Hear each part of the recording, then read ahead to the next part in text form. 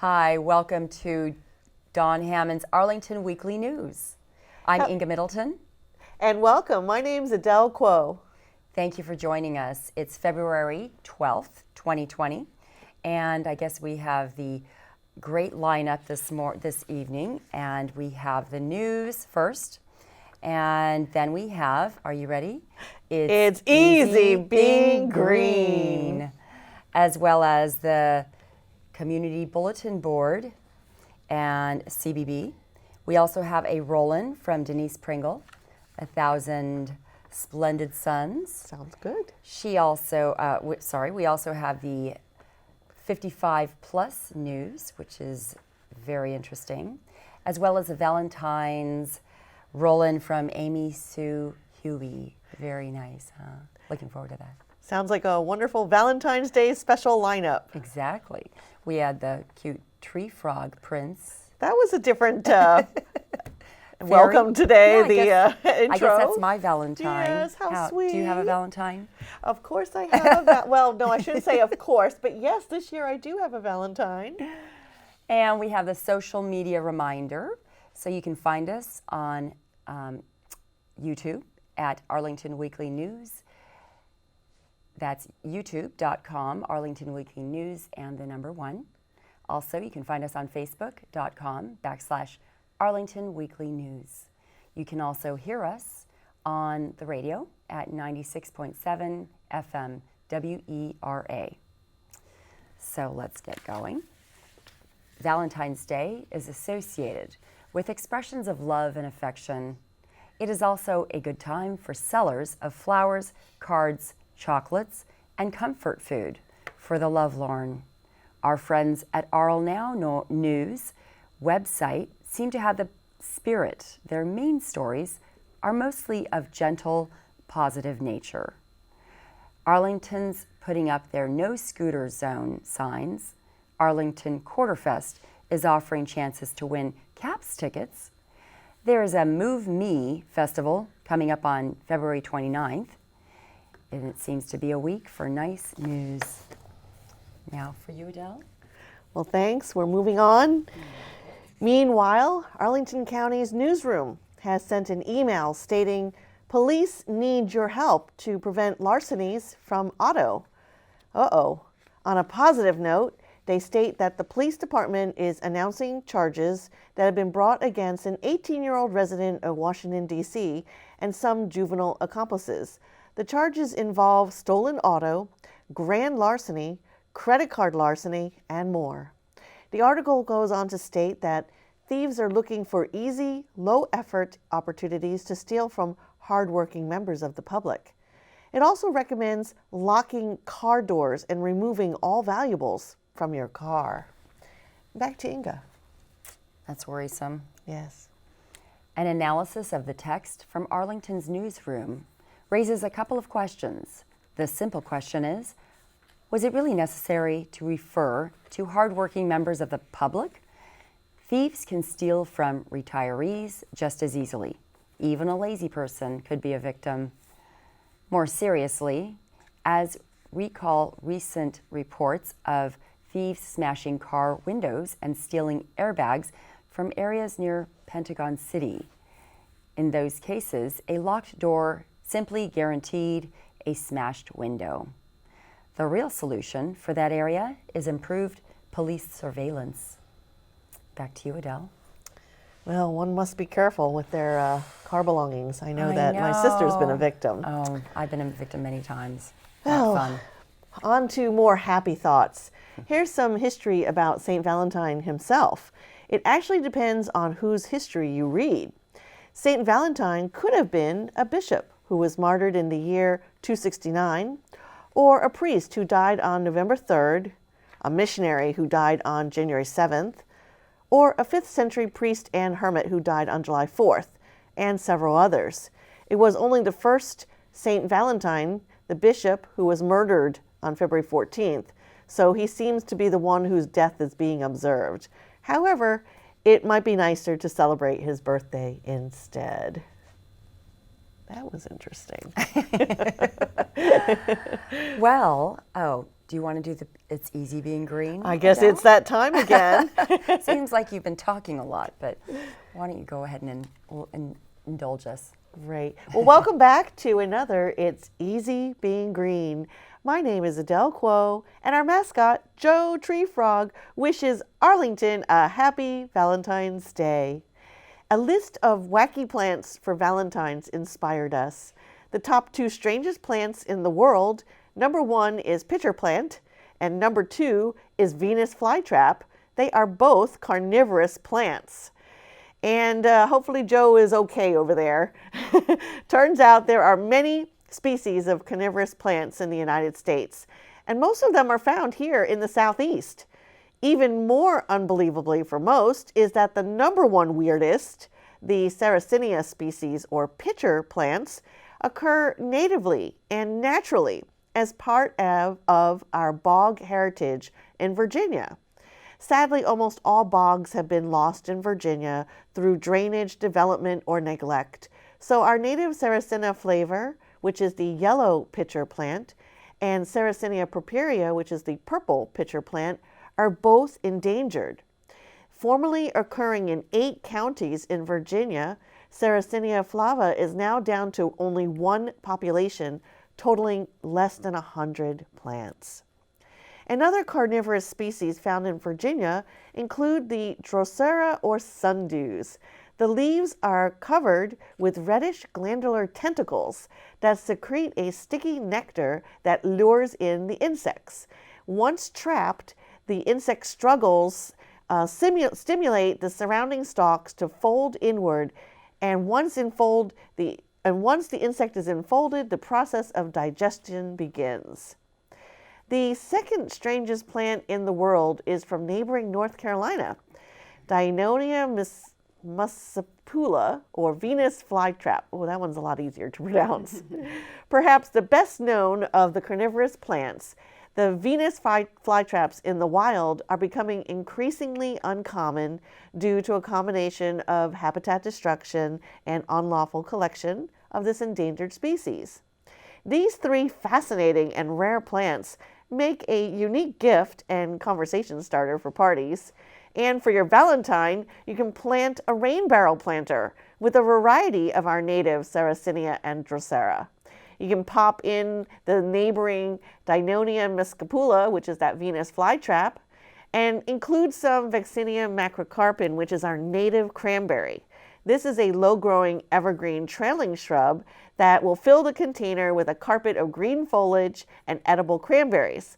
All of these plants enjoy the same acetic bog habitat, so they will live happily outdoors as a container planting that also does double duty during the active growing season to harvest your rainwater and irrigate your garden. So a great place to find and order these unusual carnivorous plants is an online catalog by Meadowview Biological Research Station that's dedicated to save our endangered pitcher plants and their habitats in Maryland and Virginia. You can visit their facility to view the plants and wildlife, discuss conservation issues, and buy their plants. They are open by appointment only.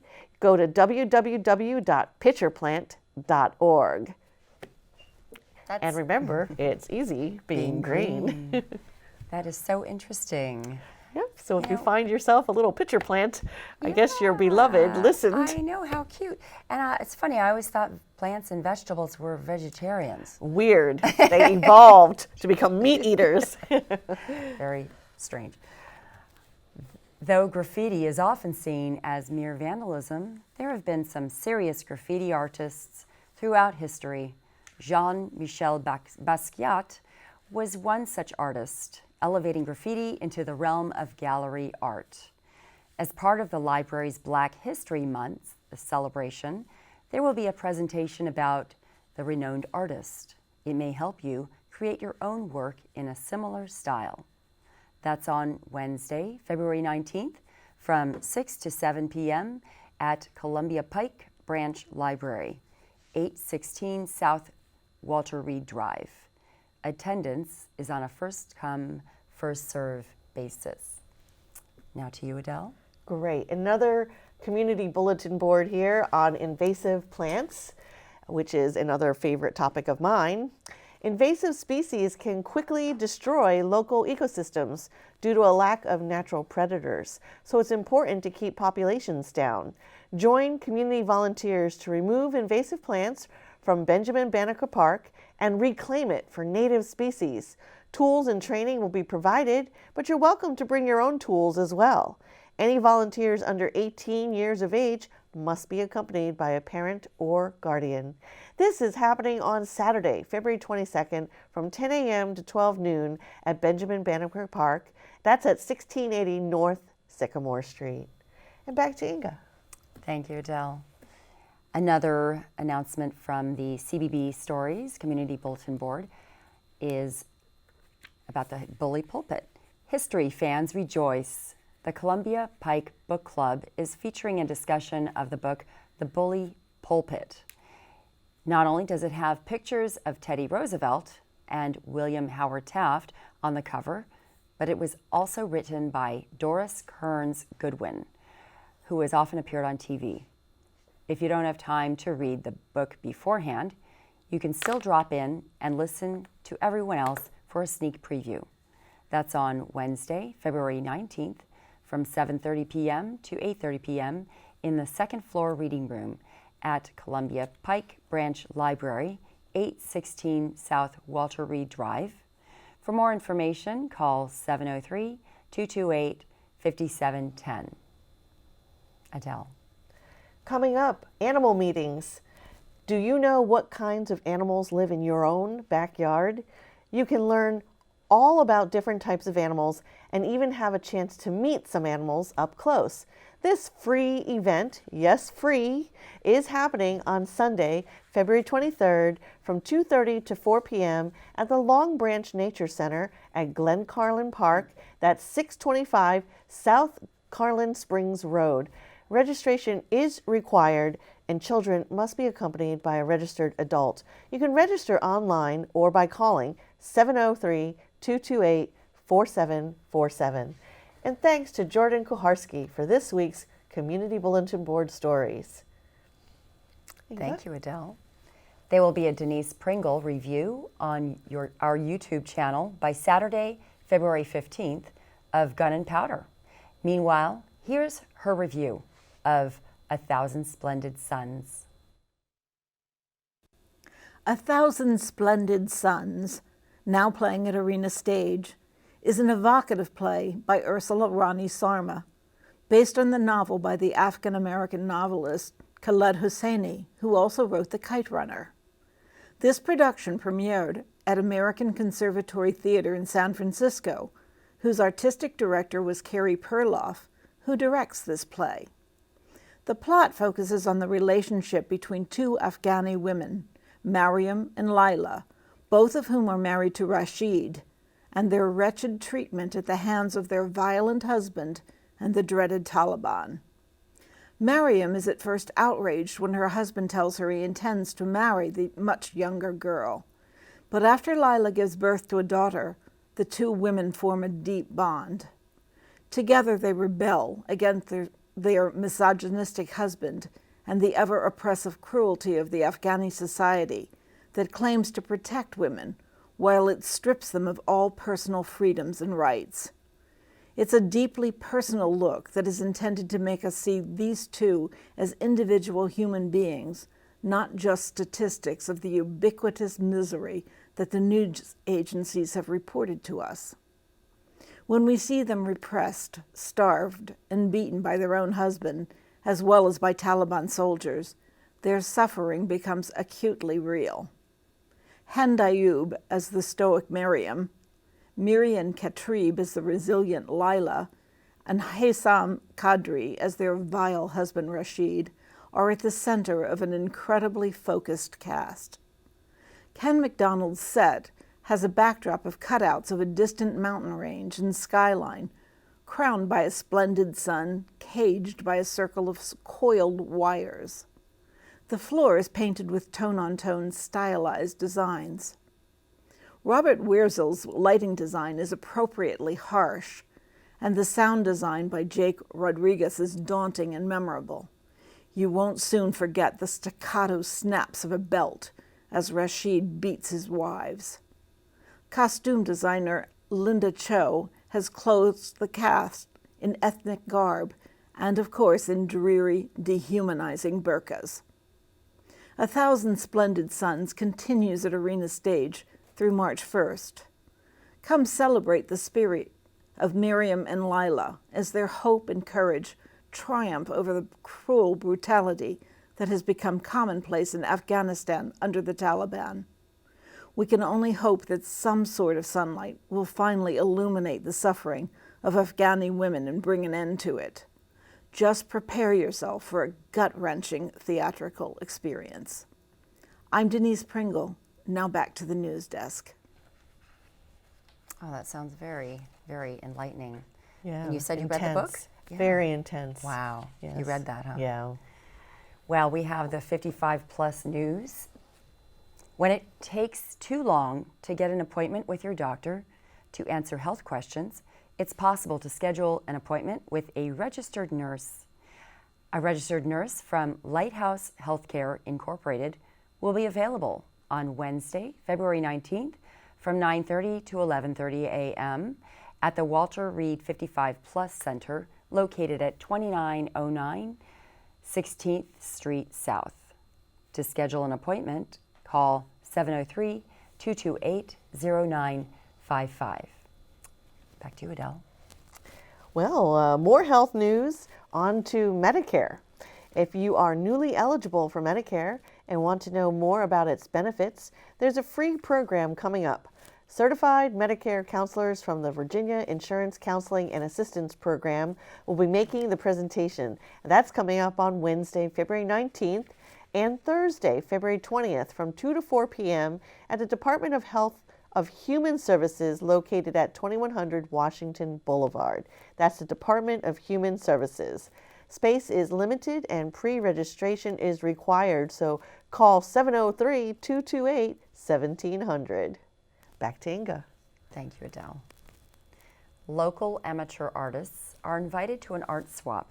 Here's how it works. Each artist can either bring a finished piece of art or create one on site. Some art supplies will be available. Each finished piece will be traded for a raffle ticket. Raffle numbers will be drawn at the end of the event, and winners get to select one of the created pieces to take home or swap. The event will take place on Sunday, February 23rd from 1:30 to 3:30 p.m. at Arlington Mill 55 Plus Center, located at 909 South Dinwiddie Street. For more information, call 703-228-7369. Adele. Great. For homebodies, next we have Netflix and other television streaming services that are changing the way some people watch television. Some TVs have Netflix built in, while others require a separate device. Volunteer Amy Collins will present a live demonstration of Netflix. She'll explain its features and what devices are Netflix compatible. That's on Wednesday, February 19th from 6:30 to 7:30 p.m. at the Arlington Mill 55 Plus Center located at 909 South Dinwiddie Street. For more information, call 703-228-7369. Thanks to Judy Masabny for this week's 55 Plus Stories. That's great. Yep. Well, we have a Valentine's little presentation from Amy Sue Huheey. Enjoy. Happy Valentine's Day, Arlington. I'm Amy Sue Huheey here with my good friend Miriam tonight. Craig is off on an important assignment. Now, for an important joke. Are you ready? How did the phone propose to his girlfriend? He gave her a ring. What did the sheep say to the other sheep? I love you. You're writing these down so you can say these at the office. Good. And how did the other sheep respond? You're not so bad yourself. Now, what did the teenage boy give his mom? Oaks and kisses. Now, for the first ever annual Valentine's Day games. Now, folks, in case you are the party mom at school, Miriam, this is very important, or Sunday school. I'm the Sunday school teacher at our church, so I'm going to teach you some really fun Valentine's Day games. Are you ready? Oh, yeah. Okay, so can you guys give me 5 seconds on the clock? Are you ready? Okay, grab your heart candy. And the first thing we're going to do is see how fast, can you guys see this? That we can stack up the heart candy. Are you ready? Give us 5 seconds and go. Now, if it falls, we have to start over. Oh my gosh, mine fell. Has it been 5 seconds? Are you doing good? How are you doing over there? Well, I've had a little fall, but I picked Oh, myself, mine fell again. picked myself back up, and I am moving right along. I wish I Has had it been 5 seconds? an Oreo I think base. it's been like 20 seconds. Come on, call it. Call it, guys, call it. I'm calling it. Yay. Wow, Miriam's definitely the winner. Okay, now to make it harder, let me spit my gum out. Okay, this time what you're going to do is take your stick, which yummy, mine got icing on it. You're going to put it in your mouth. I'm going to put your heart candy on it. Oh, I have to give you, and see if you can move it from the plate to the table. And we're going to see, so you have to put your candy back on here, and see who can do it the fastest. And let's do 3 seconds, okay? Because that was the longest 5 seconds I've ever seen in my life. Okay, you ready? Set, go. Oh my gosh. I keep dropping mine. Class, I got 1. Time! I got an Oreo too. Did you get 1? Yeah. Okay, we both got 1. That was the tie. Okay, now this time, what you're going to do is you're going to take a straw and you're going to suck up the heart candy and move it from the plate to the table. Okay, and see how many you can do.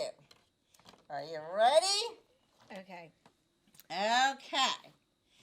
Ready, set, go.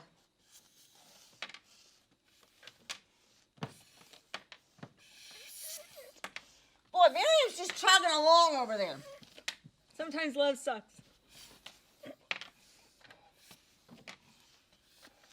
Call me. Are Text they me. calling it? Hug me. Okay, they've called it.